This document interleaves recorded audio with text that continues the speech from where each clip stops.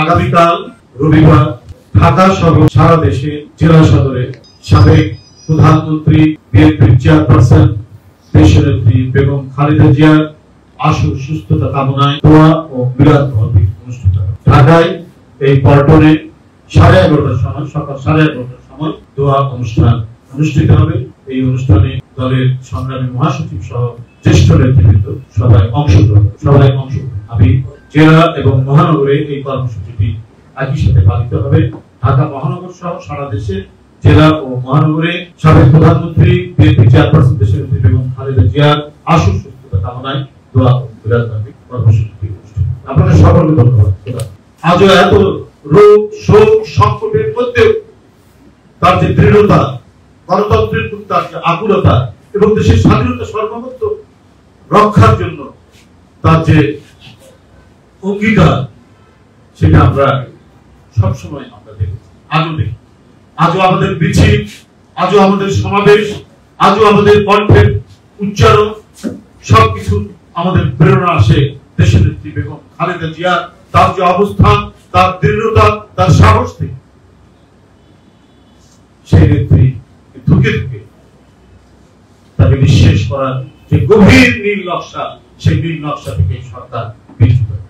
বন্ধুরা আমার, আমি বলেছি গতকাল রাতে তাকে আবারও এভাবে হাসপাতালে ভর্তি করা হয়েছে।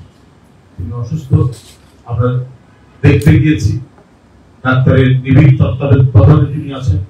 সামনাসামনিও যেতে পারেন, বাইরে থেকে চিকিৎসকদের কাছ থেকে খবর নিয়ে আমরা বন্ধুরা আমার, আমরা তার আশু সুস্থতা কামনা করছি। তিনি অনেকটা মৃত্যুর সাথে পার যাচ্ছি। আমরা ঈদের দিন, পবিত্র ঈদ উল আজহার কুরবান দিন রাতে আমরা যখন তার সাথে দেখা করি, অনেকটাই সুস্থ দেখেছি। অসুস্থ ছিলেন শারীরিকভাবে, তিনি যতটুকু চলাচল করতে পারছেন না, তিনি চেয়ারে বসেছিলেন, সেটা থেকে কথা বলছিলেন।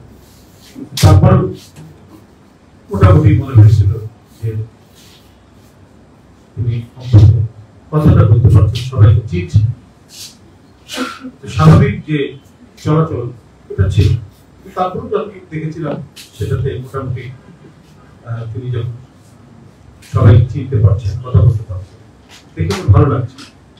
কিন্তু 2-3 দিন যেতে না যেতেই গতকাল গভীর রাতে ক্রমাগত ভাবে অসুস্থ হয়ে এবং রাত 3:15টার সময় তাকে এভারকেয়ার হাসপাতাল সিসিইউ সেখানে নিয়ে যাওয়া, চিকিৎসাধীন অবস্থায় তিনি এখনো রয়েছেন। তার শারীরিক অবস্থা চিকিৎসক যারা আছে তারাই ভালো বলতে পারবে।